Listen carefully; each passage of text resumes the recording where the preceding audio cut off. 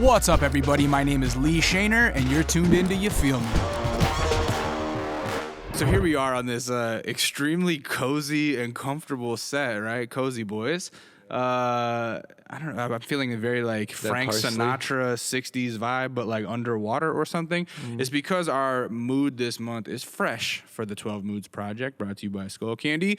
And, you know, when we were brainstorming people that we thought were fresh, we'd think fresh faces and fresh stories. And my young homie, my little homie, Omar Apollo, who's much bigger than me. So I guess, intro. Yeah, you know, you just popped right into mind. Not only because you're just such a like handsome young man with a fresh face, but also we just think you got a fresh story and a fresh sound, man. So let's start off right into the thick of things with like you just released a new record, Friends. It's fabulous, man. What do you call it? An EP? It's an EP, yeah. Second EP, first EP Definitely was stereo. Yeah, it's the last EP too. It's the last EP, so the next one is going to be the big debut album. Yeah. Did you put out any EPs before either of these, or are these just kind of your intro to the world? Like, do you have any things like floating around the internet that people shouldn't find or make it hard to find? Yeah, but they're gone. They're gone now? They're gone. Were they just like little local shits you were putting Locals. around? Like, I had like a little listening party, like 2016 probably. Dropped the project. My brother made the cover art. It's called Euphoria, but it was so trash. Did you do it all yourself? Mixing, mastering, all that stuff? Yeah, me and my bassist, we made it. Yeah. So your bassist from your hometown? Yeah. How'd you guys meet, in high school? Church when I was like 12 or something. Oh, just best music buddies ever since? Yeah, pretty much. Does church have an influence on your music? I wish it did. You got some soul though, no? I know, but the church music that we was playing like wasn't like. I tried to take over, it didn't let me. But, Well, you went to a Catholic church? Yeah. I could. You know I what? was like, let me throw in some R&B chords. Like, nope. Yeah. C, G, F. That's it. I'll tell you, hey. So I was at a funeral and it was a Catholic service, and the whole time it's just like acoustic guitars and like long drawn out notes in kind of a falsetto, and I'm just leaning over to my girl who is also not a Catholic and going like, they're definitely missing 808 drops. Catholics need to turn up a little more. I grew up Catholic as well. Yeah. But I go to like my other friends' churches with like crazy bands, like because homies in Houston like gig. There, like that's their job. And like you got to keep up. Like out there, like you had to keep up. One of the reasons that I think your story is so kind of like fresh and new is because you taught yourself to play music in a way that I think this is the first generation that would have been able to teach themselves this way, right? Because actually, yeah, right. I think so. This is a very postmodern thing where like you're like, hey, I want to learn how to do stuff, so let me get on YouTube and figure it out, right? And so tell me about like, how did that idea pop into your head? Were you always like a YouTube kid and like definitely. I was like, when I first started playing guitar, I was just like look up YouTube videos and like pause the video and then like try to like see what they were doing and stuff, and that was like the main thing at first. And then people started putting up tutorials. I was like, okay, say less. You teaching me how to do it now for free? Like I ain't got to get out of my house. Yeah. Wait. So first it was just watching music videos and seeing like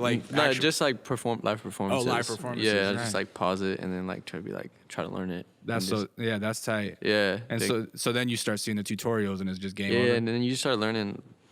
They just start saying the names, and I'm just like, oh shit, D. All right, bet. Like, you know. But at first, it was like my uncle who like taught me like. He taught me like 3 chords when I was like 11.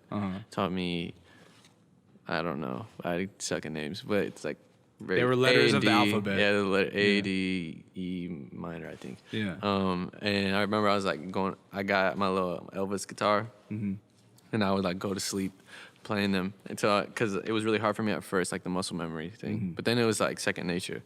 But yeah, that's how I would like literally go to sleep playing these chords and like. My mom would like be like, "What the fuck? Why you sleeping with your guitar?" Yo, first off, that is mad adorable though, and I feel like if you get big enough to where they ever make a biopic about you, that's like the first scene is just you falling asleep with your first guitar. You know what I mean? I just picture that. What made you ask for a guitar at that age? I don't remember at all. It's really? Like someone just asked me that, and I was like, dude, I had no clue. I just remember like my parents like getting me like this electric guitar, but they didn't give me an amp because they didn't know. But like. It was, and then I traded it in at the pawn shop for an acoustic. Yeah. It was like $30.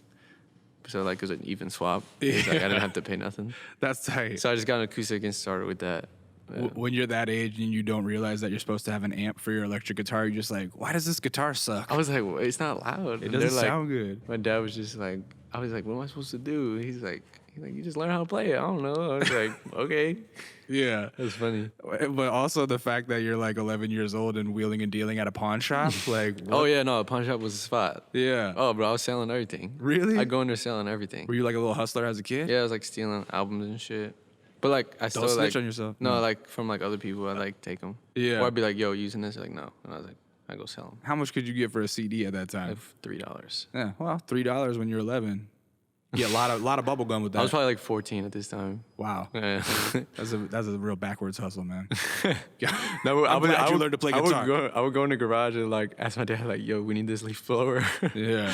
And then it was like just selling random. Mostly it's like my brother's video games and like Pokemon cards and shit. Pokemon. Seriously. To the pawn shop. Bro, my brother had so many and they Yeah. were like holographic and shit. So it's like they were worth. Once they got the holograms, it's like, oh man, this adds an extra 50 cents to this card. I'm saying, bro. Yeah. What you gonna do? You gonna get your little Hubba Bubba for 50 cents? How long is it before you're watching the YouTube tutorials that you're like, you know what? I'm figuring this guitar out, but now I got to learn how to sing. Because you weren't a natural singer, right? Yeah, dude, I was trash. I had to go on YouTube.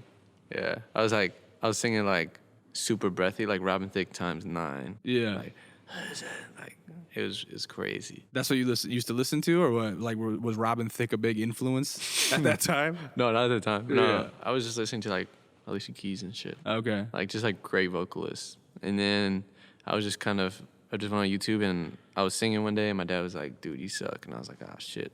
But the only reason my dad said that was because I like didn't have natural vibrato. And that's like a part of singing. Yeah. Like holding out notes and making it oscillate between two notes. And then The wiggle voice. the wiggle voice. And then so then I just kind of looked up how to get vibrato and then just learned. Let's turn this into a tutorial. How do you get vibrato? Okay, so basically it's like perfect breathing from your diaphragm. So like I would mimic a lot, so I would mimic wrong and be real tense. Everything has to be super loose. So you gotta get real loose. You know, get your little stretch in. I'm not very stretchy. And so there's tons of ways you can like get it to come out on its own. But like the way that worked for me was like you hold out a note. Once you start running out of air, you're in a chair, and then you just start going like this. Bend over. And then, but it's like when you're running out, then you start feeling it. It'll push more air out or something. Yeah, it just like pushes it evenly. I think to be honest, I don't know, but I felt it for the first time, and as soon as I felt it, you have great like muscle memory in your throat, so it just kind of remembered, and you just like it's like lifting your soft palate, in the back. Yeah. So yeah, that's what I did, and then from there I was just like started doing shit. Yeah. Wow. So the first time you bend over and feel it, you're able to replicate it sitting back up. I was able to. Yeah. Like my friends, I've tried teaching them. You tried teaching it, that work. You gotta really want it, you know. You can't just like be like, oh yeah, it'd be nice. You really wanted that vibrato. Yeah. I think, bro, literally, like I just started taking vocal lessons. Oh, like real ones. So you're not like on real YouTube vocal. no more. No, Yeah. I ain't on YouTube no more. Yeah. But like I had to literally go like this. Oh shit. I have to go like this and then go, and then sing while I'm doing this. What does that do? I don't know. It works though. I'm better now. Really? Yeah. Like, are you holding something while you're doing it, or you're just shaking your hands like this while you're doing it? Yeah. So basically, like, you like doing this, so it releases the tension in your neck. Oh, so if you like concentrate your attention elsewhere in Somewhere your else. body, then Exactly. then you forget to Like have you run around the house, flailing your arms. Yeah. Is that a lot of people's problem with singing? Is that they're singing from their throat rather than their diaphragm? Yeah, I think so. Yeah. I think people like ruin their voice. I almost did. Yeah. Well, I'm gonna like let you take the YouTube lessons, then the vocal lessons, and then I'm gonna be like, yo, come over, hang out, teach me how to sing, bro. And then it'll I'd be full down circle. too. Like my friends, but they always like give up after like twice. I'm like, They don't really want that vibrato. exactly. You gotta they don't want the it. vibrato. You gotta want it, bro. And it's like it's not even something. It's something that you like allow to happen. It's not like it's something you learn, but it's not like something that you like. It's just like, oh, I do this now. You know what I mean? It's a technique. I don't know. And so, did you learn how to start producing other stuff via YouTube as well? Because you're a multi-instrumentalist, right? You didn't just learn how to play the guitar. You also like fuck around with the bass. Yeah. I'm sure you program drums or play drums. Yeah. Both? Yeah. Yeah. A little bit like I don't know, dude. I forgot, to be honest. I remember my friend was letting me use his bass. Then I started working at Guitar Center. Yeah. And then I got the bass discount. Yeah. Fire discount. Yeah. I got a Mexican P bass, and that's when I like started playing bass. But like I don't know, now I just like love all of them. How long did you work at Guitar Center? Like a year. Yeah, and then would you just spend all your lunches like jamming on the electric drum kit? Yep. Yeah. I would walk around with the guitar and like sell guitars. Literally, I had to do return it. Like next day he came. He's like, no, like 3 days later, he's like, yo, he's like, I'm gonna have to return this, bro. I was like, why? He's like, because I couldn't get it to sound like you. I was like, dude, shut up. That's the reason. You made that guitar gently weep. Yeah, dude. No, I just played like I don't know a few chords and. Yeah. And then I was just like, damn, bro, like you really gonna fuck up my whole like commission and shit. Like You're trying to convince him to keep it. Yeah, so he was like, bro, I'm sorry. Like, you don't just wake up like this. You got to go to sleep with this guitar, strumming A, D, and E minor. I swear he thought you could just learn that shit. I don't know. It was annoying. That's very funny. The job was tight though. Yeah. So, and this is all like you have that summer job, or like that you're at Guitar Center while you're in high school, or what? Nah, I was out of school, yeah. Yeah, but I could just picture you like walking around like a young heartthrob, and like girls you went to school with coming in just to visit from like the Sephora on lunch break or something. They did. Yeah? Yeah. Tell me about it was this. chill. Yeah. Like friends would come in, like come and kick it. Yeah. And then sometimes it get too loud and they'd be like, yo, Omar, get your homies. Are you putting on like little concerts in there and shit? Have I? I probably went in the back and sang for a sec, Yeah. but like no one was there. Yeah. Nah. What other like gear did you pick up at Guitar Center that changed the game for you? Your recording techniques. Just like cables, bro. That's it? It was all like I already cables? had like a guitar and shit and like Yeah. the bass, but like Yeah. that was it. Like you don't need like much. Like I know most with like they'd have like crazy like interface and shit. Like now like I upgraded, Mm-hmm. but like before, like I was using like a $60 interface, Mm-hmm. $10 cable, and then like just plugging in my guitar straight up and just doing it like that. Into GarageBand or something? Or what? Yeah. Yeah. And just like making drums on the keyboard. I didn't even need to have a drum pad or nothing. Yeah. I still make drums on the keyboard. I'm just used to it. Really? Yeah, just like put it on. I put the kick on A, I put the snare on S, and the hi-hat on W. And then everything else is all the other sounds, whatever. Yeah. But, like, I mean, it's not that far off from like an MPC pad. it's the same really. shit, bro. Just a It's just smaller like MPC pad. it's just like whatever this is called. This yeah. like the Metronome? nah, it's like the Pad? with some hits. You know how like there's weighted keys and there's unweighted keys. Yeah. The sensitivity. Oh, whatever. yeah, sensitivity. Yeah, so you can hit the swings and shit, but whatever. Oh, you can hit the swings with the keyboard? I didn't know Yeah. that. I thought you had to have like an MPC for that. That's tight. Yeah, I would imagine like now your drumming is like typing. You're just like Yeah, I'd be in this bitch talking about this. yeah. You know. Don't start beatboxing. I'll start spitting. So in high school, you're recording like demos and stuff, Yeah. showing them to people? Yeah, okay, I remember one of my best friends, we was in the locker room. Yeah. And I was like, all right, like I'm gonna show somebody this song. It's a terrible song. But You had it on your phone or yeah, what? I was like, hey, listen to this. I didn't tell him it was me. I was like, listen to this, bro. Let me know what you think. And then he said, bro, I like this. I was like, word? He's like, yeah. So then I think I like posted it the next day or something. Did you tell him it was you? Yeah, it's on. Yeah, I was like, yeah, that's afterwards? me. He's like, for real? I was like, yeah. That's pretty tight. Cool, yeah. Yeah. So did you get a little buzz around your school where people were like, oh man, Omar? Nah, but not in high school. No, like if I go back now, yes, but like it was like probably like I was like 20. Yeah. Like people were like, oh shit, like that's tight. You know, he's doing his thing. Yeah. And That was a year ago. You're only 21. yeah, Yeah. yeah. I just moved to LA too, so I was just in Indiana all the time. Yeah. Yeah. Yeah, let's talk about how you got to Indiana because I think that's another fresh aspect of your story too. I mean, we're in the midst of a really troubling time in the States where we got president talking all this shit about Mexico and how like we're only getting their worst and this and that and the Yeah. other. But I think like your parents have a really beautiful story about like just the work ethic and drive of American immigrants, you know what I mean? And like they made it work, and now you're here as a first generation immigrant, really like showing the potential that humans have. You feel me? Like, and so tell me how your parents got to Indiana, why they chose Indiana, and just give me a little bit of family story, because I think it's really like, it's fresh. It's a fresh story. Yeah. My dad like crossed over like 23 or something. He just needed to work. He was just looking for like job and shit. And will he go back and forth? Because back then it was like, yeah, a little bit, easy. Not a lot though, Yeah. but like it was easier. But he probably went back a few times. Yeah. But then like his sister was friends with my mom or something like that, and then they would like just kind of like send mail back and forth. This is like in the 80s or something. Yeah, probably. sending love letters and shit. Yeah. And then he like convinced him. Oh, my dad went down there and they chilled. And he was feeling her or whatever. Then After a bunch of letters. Yeah, I think so. That's like old school Tinder, really. Yeah, I know. Yeah. I had to ask, but I'm pretty sure that's how it went down. And then my dad was like, "Yo, I got a spot in Indiana, whatever." Yeah. And my dad's like, what, 36 at this time? So he's been in the United States for a minute.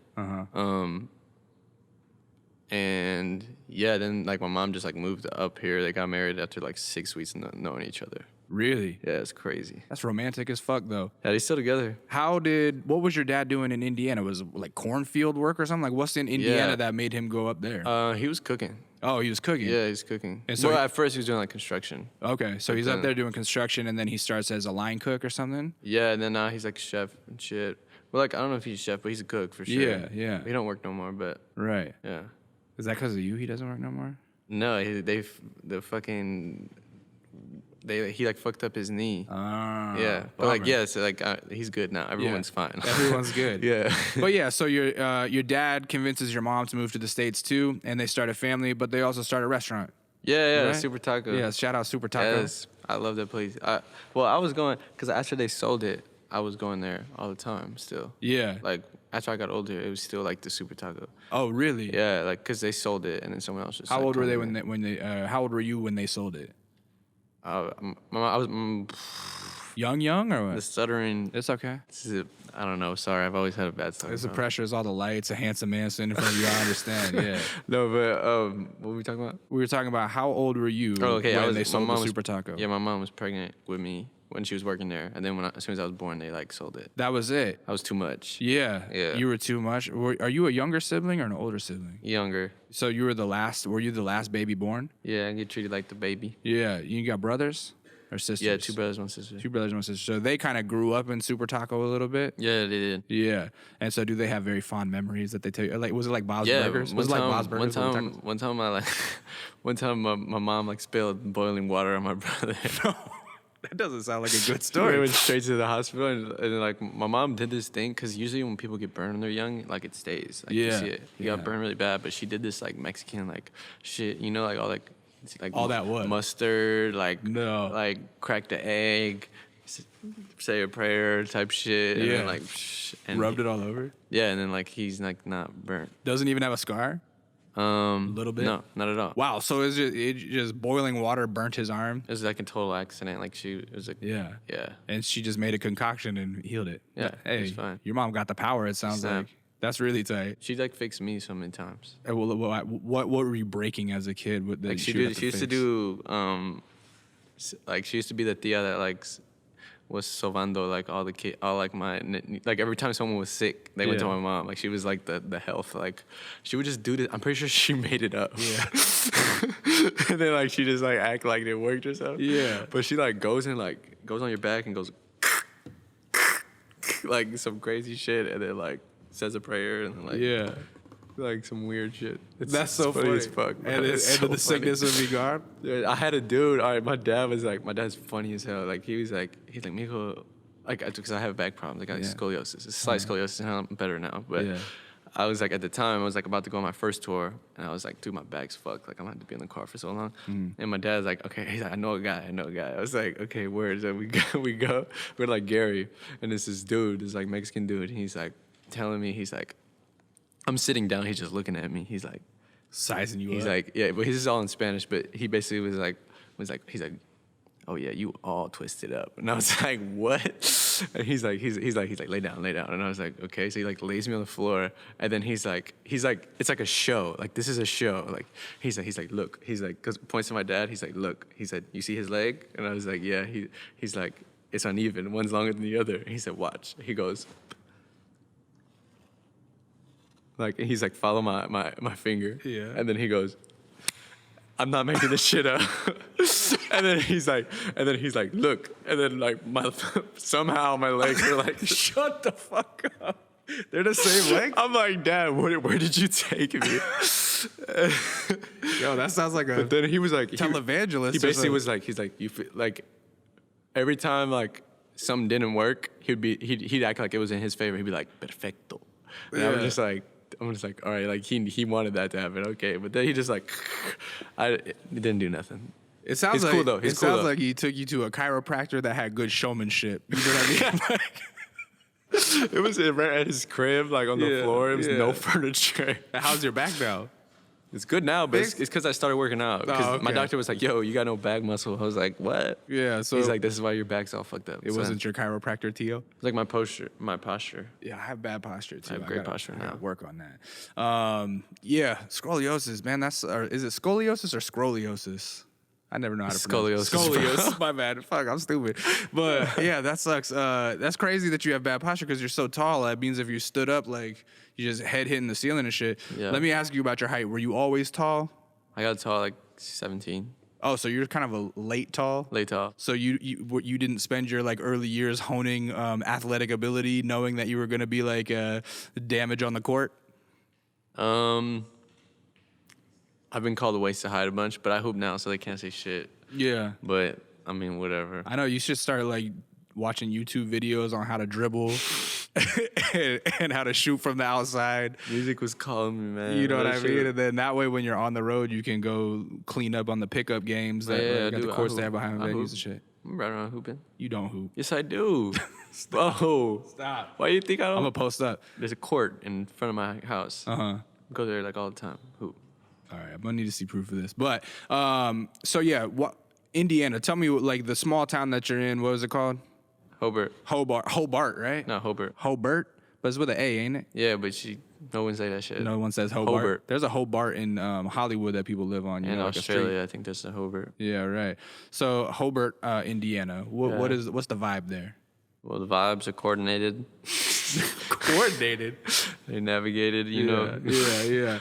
It's like normal, bro. Like, you just skate around, like link up with your friends. Like, Yeah. hang out in parking lots. Yeah. Like, dumb shit like that. Just normal shit. I mean, it's like very, like, there's, like, apple orchard, horses, and, like, cows, all that shit. I see. That's not normal to me. I didn't grow up around apple orchards, yeah. cows, or horses. Yeah, it's a ton of farmland, like, just cornfields and shit. Did you learn to ride horses as a kid? Yeah, because of my tios. Oh, really? We used to go to, like, a rancho, kind of like, I don't know, 40 minutes from my house. We'd go there sometimes. Yeah. So they would take you out to the ranch and you'd ride horses? Mm-hmm. That's pretty tight. Would you guys have like campfires and cook cow and shit? No? No. You never played I did, yeah. romantic songs around a campfire? Yeah. That's pretty dope. Yeah. They always used to do that. They should bust out the mariachi. They would literally get mariachis at the party. That was a thing. Yeah? Yeah. That's tight. Can you play mariachi music? I feel like that's very difficult. I've been in mariachi before. Really? Yeah. That's tight. Full outfit and everything? Yeah. That's dope. I used to dance like that too. No way. Yeah. That's funny because you seem very uncoordinated. Similar to your basketball skill. It was like ballet. You took ballet? Yes, bro. I'm coordinated. Really? Yeah. Can you still like pirouette and shit? Can I what? I don't know. Is that a ballet term? Pirouette? It was like Mexican folk ballet. Oh, Mexican folk ballet. Yeah. Okay. You weren't like in tights and on a pole or like on a bar No. doing It the was like, splits and shit. No, it was like girls with like huge dresses. I know exactly what you're talking about. Yeah, that's really dope. What age did you start doing that kind of stuff? I was like 9, I think. 9. Yeah. I used to get out of school. I remember I was in elementary school. I had a gig too, and they had to like pull me out. I was like, I'm like, I got a gig. Sorry, guys. I got a gig. I gotta go dance. Is that when you got like Gigging your first is the taste coolest of word. showbiz? Yeah, I love that shit. Yeah. Couldn't get enough of it. And then, that was like, I forgot what I was gonna say, but That was your first time getting out of school for a gig. yeah, Gig is the yeah. best Oh feeling. yeah, gigging is like the coolest shit. Cause he's just like, you gigging. I'm still gigging. Yeah. It's like, it's a gig. I got a gig. I gotta go. You're gonna have a full It ain't life changed. of gigs. It hasn't changed. It Yeah. hasn't changed. It's like, Since 9 years old, that's it. I got a gig, man. Sorry. You think being the youngest, the baby of the family, do you think that was like, is that why you need this validation as an artist and you want to be on stage, needing the attention from the audience? Key, bro. If we gonna get real, like, you know, I love attention, bro. Of course. I love the babies it. always do. Were you spoiled as a baby? Like, what kind of spoiled? With love, yes. Being the youngest. Yeah, being the youngest. With love, yeah. With love, yes. Yeah. Anything else, no. No. I was eating frijoles, you know, it's in this bitch, but. Yeah. Yeah, after they sell the restaurant, how like what's the family doing to get by? My mom had like 2 jobs and my dad had like 2 jobs. Yeah. My dad did he drove a food truck and then did the casino. He was like a chef at night. Oh, that's tight. So like in the morning you get up like 6:30. Yeah. Work till like 11 or 12 and then go to work at like 1. So he bought a food truck after he sold the restaurant and was cooking out of the truck? No. It was like a delivery truck. Yeah, it was a delivery truck for okay. the schools in our area. Okay. So he would drop off all the food Okay. for the kids and shit. Yeah, right. And then afterwards he would go to the casino and work all night too? Yeah. And then what was mom grinding doing? My mom was cutting hair and then she was like also like taking care of my sister's kids and shit. Wow. And then like So she had another job too. Your She was like, sister's a lot older than you? oh, she was working at H&R Block too. Really? She's like the Spanish, like. Oh yeah. Yeah. Right. Because they need to habla español, that fucking tax places too. Yeah. Does your mom still cut your hair? Yeah. That's tight. She was the last person who cut my hair. That really? Because I ain't got it cut yet since I moved. That's very sweet. I like that. So when you're growing up in Indiana, did you feel like you had big city dreams, like you wanted to get out of there, or were you like, you know what, I fuck with Hobart, like I'm gonna stay here? I was like, I fuck with it because all my best friends are there. Yeah. You still got a big friend base out there? Did anybody start spreading out and going? Yeah, they to are college? coming out here now. Yeah. Yeah. I live with like my brother and one of my best friends. That's tight. From Indiana. Yeah. Yeah. What inspired the move to Los Angeles? Probably this. Just, I think you know, like just being around music. Yeah, this music. is the spot, huh? Yeah. Yeah. It's cool. I mean, honestly, mostly the food. That shit's crazy. See, I wouldn't have guessed mostly the food. I would have guessed mostly the music industry. Nah, the music. It's whatever. Because I just be at the crib making beats, like. But I also like love working with people too. Yeah, right. But like, I need to like level up. I need to like get some time on my own and like, yeah. What do you mean level up and get time on your own? Like, I don't know. I don't speak 21-year-old. It's kind of been like, I don't know. I haven't really had time to like make music. I feel like Since when? Since I dropped like the first joint. Really? Yeah. So like I haven't like had time to like. It's all been kind of rushed, but like, shit, bro. Like it's time. You know what I mean? Like I gotta clock in. Yeah. Now, why do you feel rushed? Just because things have been happening so quickly? Yeah. Like it's like. If we gonna get deep. Yeah, let's get deep. Like yeah, like you know I gotta like you know make sure everyone's good at home and shit. You know. Yeah. But like I feel like if you give me the right like if I have enough time, I can like really make something that's like okay wow this is like that's what I want to do with like the debut. Cause after this shit it's like I had like what 2 months of tour or something. Yeah. And then like I have like I don't know good like 7 months or something. Yeah. And because like I really just been like tour, then like you gotta go here, like back and forth. Engagements like this. And so it's like, oh, I'm making music tonight, like you know what I mean. And then by the time you get home, you're tired and you don't do it, and you just watch like. Dude, hella, bro. So many times like, bro, I haven't made a song in like what, like I don't know, 3 weeks, 4 weeks. Yeah. But it's fine. Like I don't have to make music all the time. But like if I'm gonna make a project, like even it's gonna be like thematic. And shit, like you want to sit down for a chunk and like work. Yeah. Because then I feel like I'll get a lot better. And then like I said, it's like it's been rushed like in a good way. I obviously still love the music and I make everything, I write everything. Right. Work with people that I want to work with. Like I own everything. Like everything's fine. Like no one's like pressuring me like and shit. But for me, it's like okay, yeah, I gotta do this like now. You know what I mean? Right. I can understand that because I feel like in this era of music where it's like a song comes on, I don't know, SoundCloud or Spotify or whatever, and catches a little bit of heat, then all of a sudden it's like this exponential rise where you know people are getting swooped up and turned into stars faster than they used to because word travels so much faster. You know what I mean? And so it seems to me like, what was your first kind of single that caught on? Was it Unbothered? As You Got Me. You Got Me. Yeah. Like once that catches on, you're catching instant heat and people are hitting you like, oh, what are you doing? What's your future like? Like, do you have management or do you want to sign to a label? All that shit. I'm like, bro, I don't know what you're talking about. Right. All that stuff. And so from that point, you probably felt the pressure, like, oh, I got to get it moving right now because otherwise it's just gonna like pass me right by. Yeah. Yeah. Definitely. I'm from Indiana, bro. Like, this shit don't happen like to Indiana folk. You know what I mean? Right. Like, I didn't even know like half the like. Literally, the only thing when I first started this shit was all I knew how to do was make music. I didn't know nothing about publishing, mastering, like all the business shit, like you know, business managers, like all this shit, like what is this, like, you know, lawyers, like, all this stuff you gotta get. Yeah. So like that just kind of like all the information started coming, and it's just like, oh shit, like I really got to get my shit together. You know what I mean? Like, I gotta make sure like this money's good, this is good. You know what I mean? Just like So, when you got me hits, did you already have a lot of other songs kind of like it started or in the process? No, that was like an accident. But it was just a little demo, like, and then like I just dropped it like the next day, or whatever. I was just like, didn't nobody, like, I have no manager. I was just like, and then what happens? It starts ending up on playlists and stuff. Yeah, it's like my friend who was in Europe at the time, but he's from like Indiana. But he was like, bro, you gotta put this shit on Spotify. I was like, what the fuck is Spotify? Like, I was on SoundCloud, like, I didn't know, like, and then he's like, yeah, just use DistroKid or whatever. It's like $30 a year. I was like, dude, I don't have $30. And he's like, here, I'll send you my card. He sent me a picture of his card info. Shut and up. That's what like I put in. You saved that picture? Let's use it. I took his shit off now, but I don't even use DistroKid no more.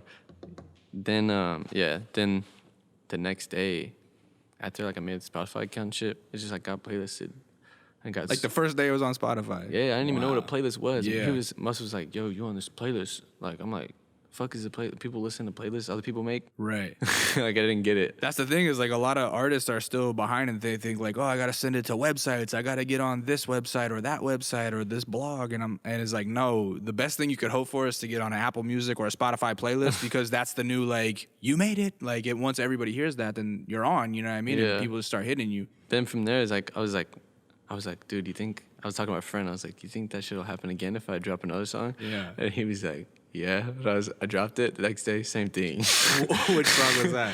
I think it was like Prom or something. Yeah. Wow, so that one got playlisted too? Yeah, and then next one is playlist. I was like, damn, someone at Spotify fucking with me. Or it's like an algorithm. I don't know. Yeah. I don't know how that shit works. What playlist was it? Like, do you remember? Fresh Finds. It was Fresh Finds. Yeah. Wow. Yeah, that's a big one to get on. And so, as an innocent young man in Indiana, like, was it a bit of like shock for you? Like, you probably, the fly's back.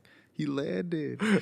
I mean, yeah. Well, how do you feel at that point? Are you more nervous than you are excited, or is it? I don't even know. I don't remember feeling nothing. Really? Cause like, I don't know. Growing up, I just like always just like always. I just wasn't used. I got used to like being disappointed. So I was just like, I never thought nothing of it. Right. Even people tell me shit now, like, oh, you about to do this crazy shit, or like, this about to happen. I'm like, I don't believe you, cuz let me know the day when of it actually happens. Like, wow. You know what I mean? Bro, you need to read you need to read The Secret or something. You need to read some self-help books. The hell is that? You know, it's about projecting positivity so that good things happen to you. I don't actually practice that shit, but I do, but like, I'm not gonna sit here and like be like, you're a skeptic. Gosh, I'm excited. Yeah, I'm just like, yo, like, if that happens, it happens. I'm not tripping. You know what I mean? Yeah. Why do you think you're so skeptical? Definitely, that's what that means. Yeah. So, like, definitely from growing up, just like teachers and shit. Like, why? What did your teachers just like, do? I was always kind of like, no one, like, if I had something to say, it was like not valid. It was why? Like, it was just like that. I don't know. Like, growing up, and people just around me, just didn't fuck with they didn't fuck with my energy. Really? Yeah. What were you? I picture you as a class clown, but I don't think that's what you're describing. Was it because you were a class clown and then like they couldn't, if they saw you snap out and be serious, they didn't believe it? They thought you were still joking or something? I feel like I was just kind of like a kid who just wanted like a friend or whatever. Like, very young. Like, I had friends in high school and shit, but like, and then that kind of like, it made me like kind of like try too hard, I guess. Yeah. And you didn't have friends as a kid? No, I did. Yeah. I had friends, but like, I'm talking elementary school. Yeah. Like, it was just kind of like, I just kind of wanted like attention from anyone, like anyone, yeah. Teachers too, like, yeah. And they just like would never like I'd be like going after class and shit, and like, I don't know, they just didn't rock with me. Yeah. Like, no teachers rocked with me. That's interesting. Yeah, well, did your grades suffer because of that? Yeah, I graduated high school like a 2.1. No way. It was bad. Damn, you're very average, man. So average. But you I, were like, above tried. average in I other tried. aspects. You tried it. Oh man, did you take the SATs and shit, or were you just like, nah, college ain't for me? Oh, the SATs, my score is terrible. Really? Yeah, it's like 1100 or something. That's good. That's normal-ish. That's average. Well, my friends were getting like 1500. Poor Omar. But that's Yeah. okay, man, because you know what? I thought I was dumb. I was You don't like, need damn. books marks I was to like, be damn, to be a guitar god. You Yeah. feel me? That's I it. can't read, bro. Yeah. You think Eric Clapton cares about his SAT scores? Nah, No. because he's still out here getting that cream. That's a play on words. He was in a band called Cream. Never mind. Okay. So, I seriously was though. Like I was so bad. But one time in my English class, I had to do like a play on like an old an alternative ending to like an old like children's story. Yeah. And I did it to like the what was it? The ones with the pigs and the Three Little Pigs. yeah, the 3 Little Pigs. Yeah. I did it to that, and then I wrote the story, and it was like so fire, like it was great, like it was crazy ending, and I described everything, like, How and did then it end? and then like literally my like English teacher came up to me like, yo, this is like crazy. Like this could be illustrated, or like this could be like published or whatever. And I was like, damn, like you wildin', like you gassing me, like because I And was she's just, like, no cap. That's when I kind of figured out like that I could write, like, because I could describe like certain things, like I could like, I don't know, like shit people wouldn't like really like think about. And then she like You were opened my eyes to approaching it that. from outside of the box. And then she wrote me the best letter of recommendation to get into this art school. Like it was crazy. No way. Like it was a crazy letter of recommendation, but my grades were so bad I didn't get in, and it was like a 93% acceptance rate. And then like it was just so bad. And I called. I was like, "Yo, what's up? Like, why didn't I get in?" It was Columbia in Chicago. Yeah. And then they're like, "Yo, like your letter of recommendation was amazing. Like your teacher like really didn't have to do all that, but like you're not a good student." Like, Wow. And I was like, "What?" I was like, "But I could sing. Like I could send you my songs or whatever." And then I sent him the songs, and he's like freaking out, all this shit. He's like, "I can get you a next semester," and I was like, "Bro, fuck you." Like. You're like, I just want to too let you late, know that bitch. you're not letting these kids in here. But honestly, they probably robbing you. That's why it didn't happen, because they would have robbed the shit out of me. Yeah. I would have paid it back already, but like, You would be. they would've- Yeah. like That's- you can't do that, you know. You're the third person to bring up Columbia on this particular podcast. They ain't let me in. Because I'm saying. you missed out, Columbia College in Chicago. But yeah, like Smino brought it up, and I think Kwaku Collins brought it up. Like that's just like a Chicago staple, right? If you're like in Chicago, you're kind of creative, but you don't know where your life's headed. You just go to Yeah. Columbia. Is that what it is? Yeah, pretty much. But because like, it's just like what else is an art kid gonna do out there, you know? Yeah. Like, it's like, yeah, you go to open mics. Like, you go here. But like, how far is that? Like, you know, like you need to know, like you need to meet someone, I guess, and then like. All these kids are just like, what the fuck are we supposed to do? Like, I know I could do things, like whether it's film or other shit. You got like, cause it's like everyone in LA, like everyone knows it's someone who does something, you know? Yeah. And in Indiana, it's like that shit's fake. It's like, Right, it that doesn't shit don't seem real. exist. Yeah. And for some reason, I don't know. In my head, I was just like, fuck it. Like I think. Even being a transplant in LA, like it still seems fake. Like when I meet people that are really doing it big, and then I realize that, you know, similar to like where I come from, if your dad's a plumber, you end up a plumber. If your dad's in the Air Force, you end up in the Air Force. You know Yeah. what I mean? That's how it is in LA. It's just like, oh, your dad's a fucking DP. Like now you're a DP. Like, oh, you're a director. Your dad Yeah, is because your exactly. dad was. And it's like, it's weird how that shit gets handed down, you know? But also, I mean, Jaden Smith is Jaden Smith because his dad was Will Smith. You feel me? So like, it's always like, anyway, I get it. It seems fake until you move here. so and then you fake. start meeting people No that one are in believed it. Yeah. Yeah. No one was like. Yeah, no one was believing in it until like you just start doing it. Then Did they're you like, did you feel like Chicago was the city you're from, even though you're from like half an hour away? Like that's when you tell people like, oh, I'm from Hobart, it's like right outside of Chicago. Is that what you would say? Yeah, I'll just say like I'm from Indiana. They say what part? I'm like, oh, it's like, and I'll say like Hobart or like Gary area, and then like they're like, oh, I was like, you know what that is? Like, yeah, it's like 30 minutes away. Yeah. But like, no, I'm from Indiana, dude. It's so different in Chicago compared to Indiana. But would you be But taking weekend Chicago- trips out to Chicago and Yeah, stuff? all the time. I was doing Yeah. open mics.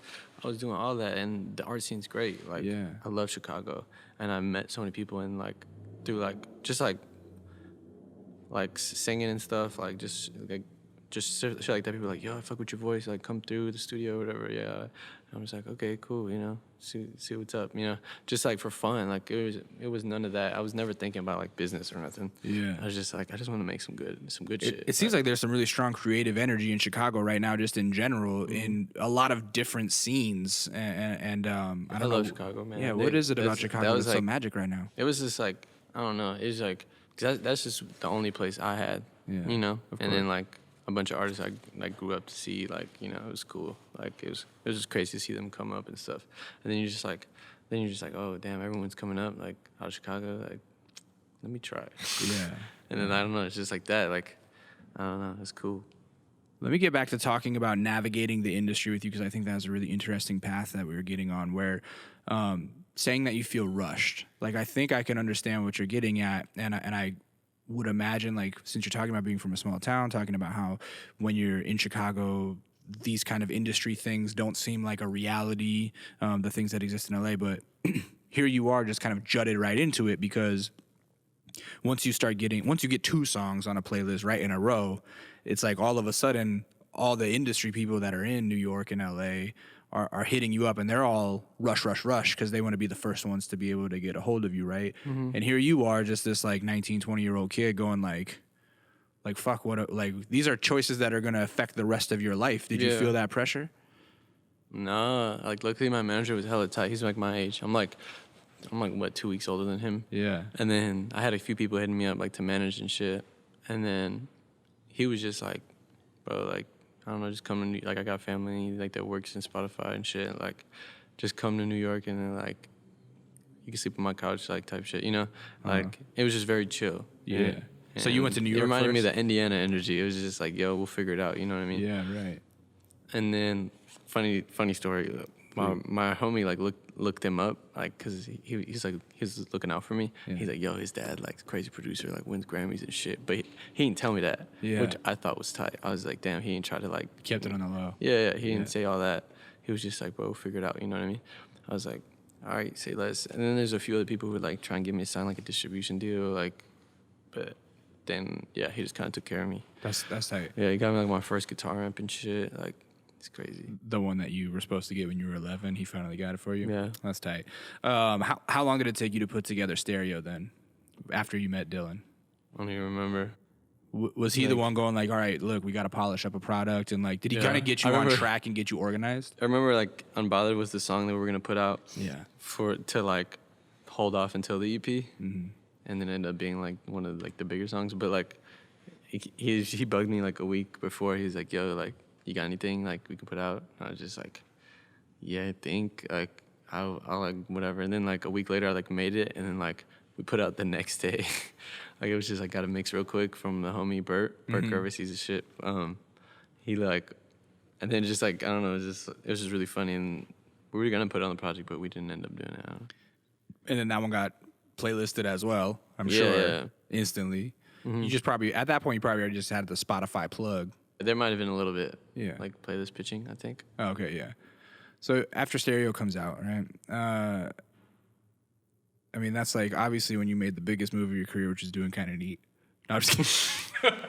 I love how you was in there like, yo, after you did Kind of Neat, like you started getting all these big blogs. Yeah, like, so after Kind of Neat put the world onto you, no, but no, like so after you put out Stereo, are you starting to get looks that are just unbelievable to you? Like you got festival invites, you're touring and stuff. Like what's that like?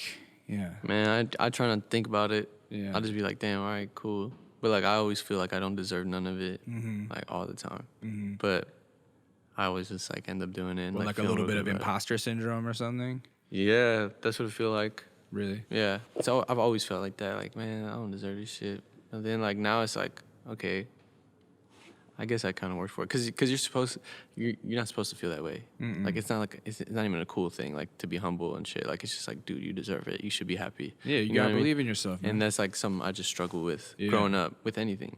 I get it. It's hard. I'm sure it's hard to get on stage and feel the way that the audience looks at you. You know, like they look at you as though you are this rock god or whatever. Like you're up there on stage and you're their idol, and you still feel like Omar. Exactly. You just still feel like a dude.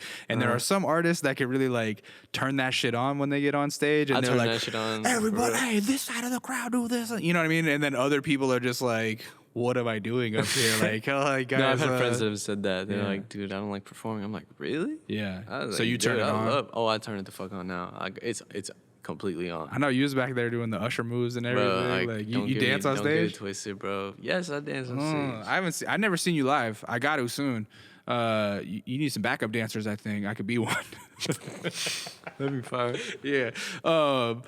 So here's the thing, though, is like as far as imposter syndrome, I would imagine getting your name out there a little more and then meeting some of the people that you did that are coming from similar backgrounds. There's a cool little like Chicano soul pop scene going on that you're a part of. And so you probably met some kindred spirits like Cuco. For sure. Who else? Yeah. Like Cuco and like Jasper. Yeah. All them, like just homies. Like it's just we had like very good talks. Like it's like, yo, like how do you feel about this? Because like it's interesting to talk with other artists. Like I didn't realize, I'm like, yo, we got like the same life. It's crazy. Like we do the same shit. Like, is that a comforting feeling? Yeah, in a it's sense? so comforting. Yeah. And like just and I forget, like I'd be feeling so alone. I'll be like, damn, like because all my friends like aren't like artists. Like so like I'd be feeling like our problems are different, and then I'd be feeling like I don't know. They're just different. And then like when I talk to like Omar or like Jasper or whatever, they're like, we're talking about it, and it's just like, I don't know, it's comforting to know that like the same thing. Yo, dude, I think about that shit too all the time, you know? Right. Yeah, especially as like a young like Mexican kid. Yeah, that's so good to have like different friend bases that can do different things for you or fill different, you know, kind of like fill separate parts of your brain. Like, oh, hey, when I'm feeling like I want to just be on some jokey shit with my old homies, there it is. And then when I need to talk about like some real business shit, I got somebody going through the same thing as me. Like that's got to feel pretty good. Yeah, it's cool. Have you toured with any of those acts like Cuco or Jasper or Inner Wave or anybody like that? Oh, Inner Wave, that's who I forget. Those are the homies. Shout out to Inner Wave. I love Inner Wave. Yeah, they're dope. Yeah. Are you guys gonna put together like a fucking super tour full of all the like upcoming Chicano pop acts? That'd be tight. That would be tight. I mean, I'm not saying that is my idea, but if you guys do it, you owe me money. Oh yeah, you need a percentage. Yeah, shout out Doris, make that happen. No, nobody gonna do it. Someone gonna want to give you the percentage. So, did you feel rushed making friends then? Is that it was like a big conversation. How long did you have to make it? Make some phone calls and be like, yo, don't fucking rush me. Really? Yeah. How did you find the time to kind of like stop getting pulled in different directions? It just was like, yo, I ain't going to none of this today. I just told my manager, I was like, I ain't doing none of this. I'm staying at home. I'm gonna just work on shit on my own. How long did it take? That day I made like kickback and I was like, oh shit, all right, bet. Yeah. I was at I think like Red Bull Studios. So you went to Red Bull, made Kickback, and then did that kind of like set off the tone of the record for you? Yeah, then I pretty much. Yeah. It was just, that was like a month ago. And a month and a half ago. You just made that a month ago? Yeah, and I made the interlude like a month, like the day after too. No way. Yeah. That's fun. It sounds so polished and cohesive and like such a good progression from Stereo to Friends that I figured you've been working on it the whole time. But what you're basically telling me is you took like a week to do it. Yeah, I just made like the whole project. The only one that I made a long time ago, I made Ashamed and Friends and Trouble in Indiana in like the same month. Like I was probably like a week. I like made Trouble first and then it was Friends, and then it was Ashamed. I did those, and then like I had like another month where I did the rest. Nice. And then I like finished the songs with my friend in New York, Blake. I finished like Ashamed and Trouble with him. And I'm sure you don't pay attention to this sort of stuff, but I do, and I'm very proud when I see my little chicklets that have gone on to grow into bigger things, though. But like, you know, Pitchfork and Fader and everybody's like really jockeying right now. Like Pitchfork gave you a wonderful review for Friends, and so how does that help with the imposter syndrome at all, or do you just avoid the reviews and the comments? I try not to look at it. I read like if my manager's like, this is a nice article, like I'll read it. Yeah. But like, better for your sanity to avoid it. Yeah. You avoid social media too, huh? I'm trying, bro. It's hard. Like people are so funny. Yeah. Like Twitter's hilarious, but people are just so funny. Like I'd be cracking up, but like I'd be on it too much, and I have like real life like friends and stuff. So like I don't want to be like in my phone, you know. Got to get off the distractions. Yeah, unplug. Yeah, I feel you. I like unplugging. It's I also nice. see you though on Twitter on your little Heartthrob shit. You be in, you know, whatever little bummy outfit you're in that day. You just take a mirror selfie, get like 10,000 likes, and I say, man, to be young and fly again. It would be so amazing. I'm so jelly. But that's what happens when you got that good hair, you know? Anyway, hey, Omar, I appreciate you taking the time, man. I'm really looking forward to the debut. I hope that you are able to find some time to really, like, you know, get in your feelings and put it out. I'm going to take a good 6 months or something to do it rather than a week. Because if you're pumping out these kind of quality projects in a week, it ain't no week, but it's like whatever. a month. That's phenomenal, man. So yeah, I'm very proud to just to like have gotten to catch you on the way up, and I'm excited to see your progression, man. And I'm excited to see what you're gonna perform today, which is Kickback. Kickback is gonna be live on Skullcandy's YouTube. Tell the people where they can find you online. Omar Apollo. Is there underscores or anything, or is it just all one word? I think that I got someone to fix it. They got me the app. That's right. Omar Apollo. But Instagram is Omar.Apollo. Omar.Apollo. Apollo with 2 L's. Yeah. Okay. Apolonio. But you can just Google Omar Apollo. You can find this man. Yeah. You can find him on Spotify, you don't have to follow me. On every playlist. You feel me? All that. And as you guys know, my name is Lee. Some of you might know me as Intuition, and you have been tuned in to the You Feel Me podcast presented by Skullcandy, where we talk to artists and musicians and athletes about life and culture. You can find me online at It's Intuition across all platforms. And that's it, man. That's how we make that money, baby. You're funny as hell.